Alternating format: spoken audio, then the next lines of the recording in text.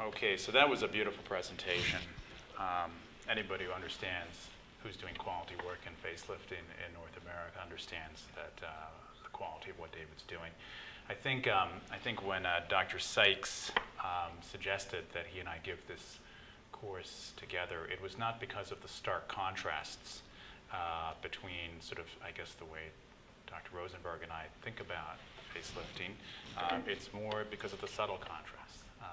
Many of the things that David articulated in terms of the absolute primacy of a natural appearance, probably leaning into a little bit more aggressive as opposed to less aggressive interpretations of how to manipulate the SMAS, these things are held in common. And so what I'm going to talk about is a particular variant on this, referred to as the high SMAS facelift. And I've sort of added sort of a low platysma, meaning the incision into the SMAS is somewhat higher, and the incision into the platysma, I would say, mirrors very closely, what David's demonstrated. I have no support from anybody. So presentation contents briefly. I'm going to talk a little bit about the development of the high SMAS technique, and I want to reiterate something that I think David and Dr. Baker, I think, nicely described about themselves this morning. There's not one thing in this presentation, okay, that I was sitting in Pittsburgh and, poof, a fantastic idea. I woke up in the middle of the night. This is through an amalgamation of very much standing on the shoulders of giants. People who understand the nomenclature of high SMAS facelifting, basically two fellows, both of which I've spent some time with. Bruce Canal, who no longer operates, but towards the end of his career, I spent some time with him in Orange County, and Fritz Barton. These two gentlemen's names are attached to this procedure. Dr. Canal, in particular, has a lot of pupils. Tim Martin, some are aware of Dr. Martin's work in San Francisco. I spent some time with him as well. And so it's through interaction and observation of those gentlemen, as well as David, that I would say that I've come to where I'm at today. Second bullet point, I'm going to discuss what I interpret as being some of the rationale and advantages of the high SMAS incision particularly. Some of the disadvantages. Let's just say everybody in the room convinced themselves this high SMAS thing is fantastic. My prediction is if I bump into you in 3 or 4 years, not everybody will have adopted it. Why not? There are practical issues in life that one needs to consider. I'll talk a little bit about the technique. I have some videos. And then I'll talk a little bit about the low SMAS contribution, some examples of my own work, and draw some conclusions. Okay. So development of the high SMAS technique. As a starting assumption, let's say for argument's sake that you're enthusiastic about a high SMAS technique. Say you're enthusiastic about, for instance, what David just presented. It rests on certain basic assumptions. You'd have to agree that dissecting under the platysma, under the SMAS, and elevating this tissue, manipulating this tissue in that fashion, results in some fashion in a superior result, whether it's greater longevity, whether it's a more natural appearing result, whether you admire the philosophy of displacing tension to deeper tissues. But again, as Dr. Baker pointed out, we don't have Dr. Sykes has taken some leadership in producing evidence within our specialty. We cannot point to anything specific, anything conclusive, data-wise, that would definitively state that this is superior. But nonetheless, like so many things in life, if you're going to discuss anything, you have to start with certain assumptions. So you have to accept the assumption that this is better than skin only. Potentially, it's better than a plication approach, imbrication, or SMASectomy. So let's just say we accept that in this room for a minute. So like I'm saying, if one accepts the superiority of the sub-SMAS or deep plane approach to facelifting, in spite of the lack of definitive evidence, then the questions dissolve down to certain things. Where should we incise the SMAS? To what degree should we undermine the SMAS? People talk about ligamentous release. What's your philosophy behind that? Along what vectors should you mobilize the SMAS and the platysma vis-a-vis the skin? There's some controversy about that. Answering these basic questions, I think, get to the core of what sort of the high SMAS facelift is about, and also underpin a lot of what David just discussed. Okay, so low SMAS incision. What might be You know, if you're an advocate of the high SMAS, then perhaps you almost derisively refer to this as, well, that's a low SMAS incision. You know, you could say that would be perhaps one variant of what a low SMAS incision might look like. You might think about this. You know, that's pretty, you know, people talk about this. Let's go from the malar eminence back to the angle of the mandible. Then you can kind of head a little bit south from that if you feel like being a bit more aggressive in the platysma. This, when most people in the United States and around the world talk about a deep plane facelift, they mean this with some variable degree of inferior progression beyond this point right here, okay? The argument, if you're a fan of Bruce Cannell's interpretation of the world, SMAS flap elevated below the zygomatic arch. Fundamentally, the incisions do not proceed to the level of the zygomatic arch or higher. Disadvantages, limited impact on the midface and infraorbital region, often mandating separate midfacial procedures. If you believe that the midface is a serious goal for your patients, some people might think that's the case, some people might not. Some people say, well, let's just do some fat grafting or hyaluronic acids or Sculptra. Just as good. My patients are just as happy. Advantages of, say, a deep plane facelift as opposed to a high SMAS facelift would be that it's quicker. Why is it quicker? We'll get to that.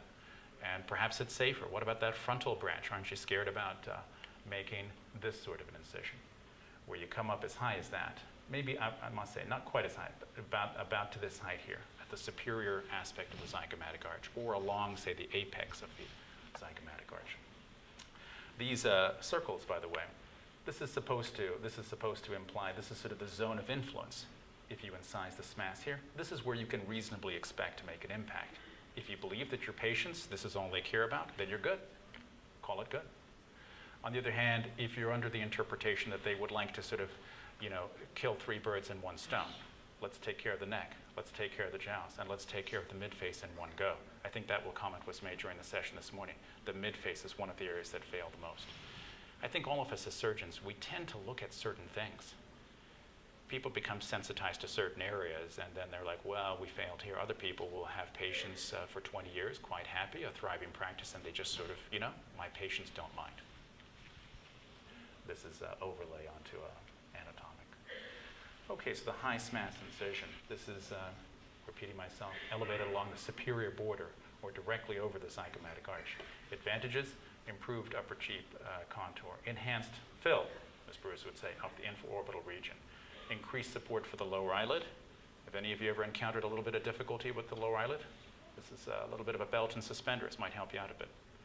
Superior correction of the nasolabial fold. In my view, that's speculative. I've heard the high SMAS guys talk about this, and I think it's iffy. Disadvantageous, less safe, it requires more time. How do you ensure the safety of the frontal branch? Quick digression into some literature. This is Dr. Barton. This is the first gentleman, 1984 was the first publication where the word high SMAS was utilized. This is a wordy slide, but fundamentally what it talks about is the frontal branch of the facial nerve is protected by a deep layer, what they term the paratotemporal fascia. Long story short is that the frontal branch is tacked down very tight to the zygomatic arch, and you can do quite a bit of dissection above the arch. I have never had a frontal branch injury, nor have I ever had a permanent facial nerve injury. I have had a paresis in the marginal mandibular branch once, which recovered after 3 weeks, much to my relief. A difference between these two gentlemen, the most significant difference between these two gentlemen. I live here in this place. Dr. Barton down in Dallas, he vehemently feels that you should adhere to the Skoog approach, where you leave the flap composite. So this is in distinction to what David's just shown you. His interpretation is the superior vector in that area of the skin is important. However, Dr. Cannell and his group and myself, and evidently David as well, prefer a lamellar dissection where the skin is separated from the SMAS. I think it's extraordinarily important in my view in terms of getting a natural appearing result. Okay, so now to a few pictures and then some videos.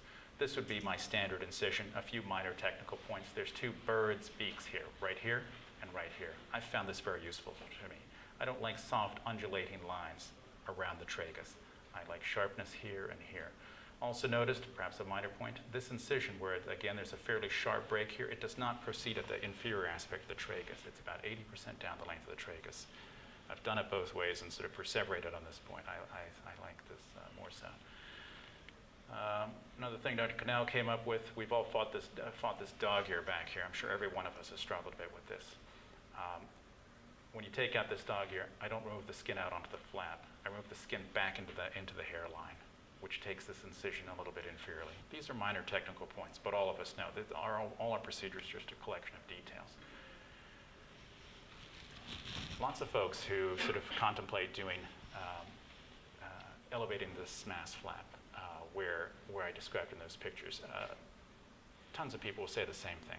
You know, that's all fine and good, but this thing turns into a Swiss cheese. Not here, not here, here, right here. It turns into a big Swiss cheese, like cobwebs, and falls apart. And so I remember the first time I was out there in Santa Ana, California with Dr. Cannell. I said, you know, I've tried it, but this thing sort of, it very often falls apart the higher I go right here. And, you know, he's, Dr. Cannell's from Alabama, kind of a salty tongue. He said, well, tell me this, son. When you raised your skin flap, did you lay your scissors parallel to the plane of the face, and did you, quote, push scissors? Did you push scissors? And I sort of conceded, I guess to a certain degree, that's what I did. I laid the scissors parallel to the plane of the face, and I pushed scissors. It's quick. He said, well, you took 25% of the SMAS up with it, with the skin flap. I was like, no, I think that's excessive. You know, I do it carefully. I'm tenting up the skin. I think the points of the scissors, I mean, I don't think I'm taking up 20% of it. Well, I don't know. If we could play that video, sir. And so, you know, I do this just like he taught me. The position of the hands, the assistant here, what the heck? Right. The assistant here is holding this. It's not straight up, it's not normal to the face. It's leaning slightly towards me. This is my hand retracting anteriorly, and this is me here. I'm not touching the skin. And so I do this. It takes another 15 minutes. I trans-illuminate the flap. We can go to the next slide. This is another, sir, go ahead and play that. Thank you, sir. And so you can see a little bit better on this one. I mean, I'm literally looking at the light, and every time I close the scissors, you see more light. And you know, I thought this was a bit of an eccentric exercise. Is it going to make much difference? But I can tell you, I used to get a lot of Swiss cheese flaps in the SMAS in that area, such that you go through the whole exercise and you don't think it was worth the trip. I tend not to anymore. And I don't know whether it's just I've gotten a bit better at it or if this is the critical difference, but I think it's important. Okay, so that's, it's not a great picture, but this is roughly the orientation. This is a little inaccurate. It comes a little bit more posterior like that and down into the neck. But this is a high SMAS. This is not from the malar eminence down to the ankle. It's up here. Another video, please play that. This is the high SMAS incision. You see these little Alice clamps here? This is not absolutely necessary, but if you want to feel a little bit more secure about it starting out, it's tenting up the tissue, and I'm cutting right above the superior border of the zygomatic arch. As a resident, I would have thought that was crazy, but you know, they've been doing this for 25 years at UT Southwestern in Dallas. They've never harmed a frontal branch, and that's with residents doing it under supervision from unscrubbed attending. Okay, one more video, sir. This is nothing special. Okay, so I'm right at that corner, the posterior superior border, and I'm elevating the SMAS here. This is where I start to elevate the SMAS. I do this, and then I go down 1 or 2 centimeters superior to the angle, and then I join it up. And just you know, that's actually a very safe area. Once you get past the zone of the frontal branch, you're not going to get into trouble, at least till you get more anterior. One more video, sir.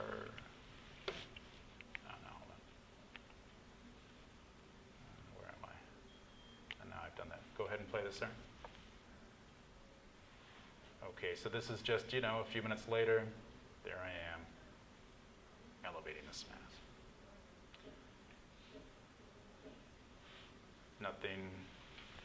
Nothing particularly technical, nothing particularly effortful.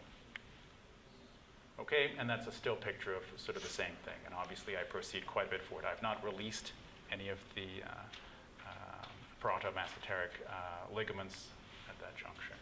This is simply a picture now sort of at the inferior posterior portion of the flap.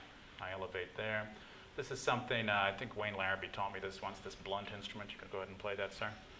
But I was, Andrew Giacono's nurse taught me you can just use a long nasal speculum. Works just as well. As indeed, I think it works better. You can go ahead and play that video, sir. Oh, sorry, my mistake. Play that one. And so this is, when I get down and I'm wanting to incise that portion of the platysma well inferior into the neck, I used to just dissect down into the platysma and just be real careful about it. And I still do that to a certain degree, but what I do is I take, whether it's that instrument, it's like a duckbill, or that long nasal speculum, I lift up the SMAS like many of you do, but then I turn that instrument well inferior, and I go well down into the neck. And so then when I lift up the platysma there, and then when I incise it, whether you go 3 centimeters below the mandible, as David's describing, or you just cut down through it, the whole length, you're dissecting from known to known. You're not just cutting into the neck, cutting through the platysma. So if you elevate, you're creating a potential space, which you can do bluntly. This picture is supposed to show the extent of the subsmass dissection and the skin elevation. This is not quite accurate. This line is going like this. It should go more like this, like this. I, like David, release the mandibular ligaments that way. Okay, so this is showing, a non-Swiss cheese SMAS flap. This is a 68-year-old slender Caucasian female. This is not a beefy SMAS flap. And this, 95% of the time I can raise this thing without putting any holes in it and get a purchase, a good amount of purchase. Each of these, this is then secured up to the temporal fascia here, not just in this corner, but across to about here, just into the zone where I'd be more concerned about lassoing the frontal branch. So that's it down, that's it up in one piece. Okay, this is just to show I mobilize, since the incision is so far here posteriorly, when I pull it superiorly and posteriorly, there is some excess SMAS. I loop this around, as has been described by many other individuals, into the postauricular area to get a superior lift in the neck. Okay, that's the skin excess. Further details that were, for the purpose of time, I'm not going to perseverate on this. Ligamentous release, the protomasseteric, mandibular, and such. Fundamentally, it's about releasing the ligaments until clinically you can see that you're getting the mobilization. There's not sort of discrete black and white endpoints. It's about what you feel with your hands and you see with your eyes. Optimized release of the skin for from the superficial surface of the SMAS flap. Appropriate vectoring and mobilization of the skin versus the SMAS flap. Going back to the point I made earlier, I think it's very important to delaminate this flap. I'm not an advocate of the composite flap because I think that when you mobilize these in the same area, this swoosh, this Nike swoosh deformity or whatever you wish to call it, I think when you move the skin too vertically, it just never looks right to me. I respect the fact there's different aesthetics on that, but that's my conclusion. I think naturalness is critical. I'm happy to give up 10% on the result. I don't plan to do that, but I'm happy to give up 10 or 15% on the cleanliness of the neck and what have you. But I don't want to make the patient look funny. This is sort of, I adhere to this 100%. Other things that are a bit beyond, platysmal transection, subsmass maneuvers, ptotic submandibular glands, what do you do with them? I'm not going to go into detail on that, but that could certainly be part of this discussion. Okay, I won't spend a lot of the time on this because David demonstrated it so beautifully. So the low platysmal portion, which means you proceed inferiorly and you get greater purchase such that you can clean up the inferior and the medial aspect of the neck. I think it's important. I think I've improved my results by doing this. I appreciate David teaching me how to do that. Okay, so advantages of the high SMAS low platysma facelift, if you will. Same improvement in the mid-face and infraorbital areas, enhanced ability to restore the neck, including the inferior anterior cervical area. Disadvantages, requires more time, less safe. Again, we've previously discussed the importance of being very careful around the marginal and the cervical branches. Some results, 17 months status post, high SMAS, low platysma facelift. Fat transfer, I have the same variability with fat transfer that I think almost everybody else admits to.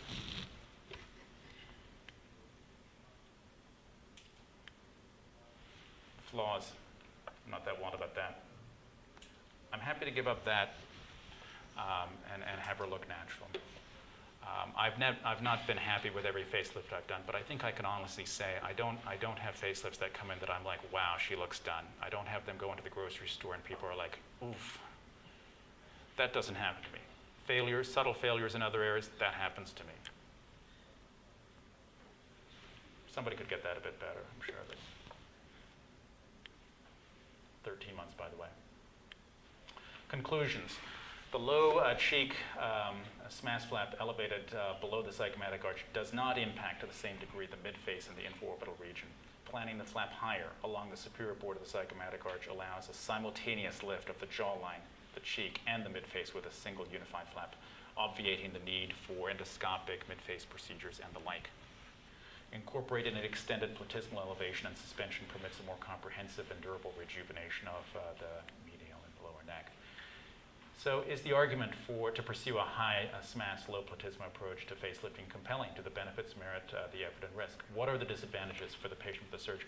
I think ultimately the disadvantages for the patient, you could argue, would be, there's more dissection here. And you can't do more dissection without undertaking some additional measured amount of risk. I think that if you are careful and you proceed into this in a sequential fashion, you're not a hot dog about it, I think it's safe. I think the nerves are safe. Nothing's completely safe, but I think it's reasonable. For the surgeon, I think the element of this is, and this goes to the comment I made earlier, these things take a little bit more time. Elevating the skin flap like that simply takes a little more time. Faster to push scissors, much faster. You're in a high rent district of the United States, it's a critical detail. Let's face it, we're practical human beings. We're rational actors making these decisions. And so I think it's subject to your own interpretation as to what fits into your own armamentarium. I think I do benefit from elevating the SMAS in the way that I do. Is it always critical? Does every patient deserve a high SMAS facelift? Perhaps there are some patients where the midface is less of a concern, and you can save a little bit of time, and perhaps save a little bit of morbidity, that one patient in 500 that you have hopefully a temporary paresis in the front of something like this. Is that a rational argument? I think that's a pretty rational argument. It's not one size fits all. But the fundamental aspects, delamination of the flap, keeping it looking natural, closing your incisions with absolutely no tension. In those areas, I don't think there's that much difference between these presentations, and on that, I think those are uniform for all patients. Thanks very much. So questions for myself or Dr. Rosenberg, please. We want them. Yes, Dr. LaFerrier. Well, very good presentation, both of you. Thank you, sir. What is to stop you from taking the same incision that he made and extending it up and dissecting forward from there? The reason I bring that up is your SMAS is thicker in that area, and I go horizontal. I do it up here and go forward. I don't go above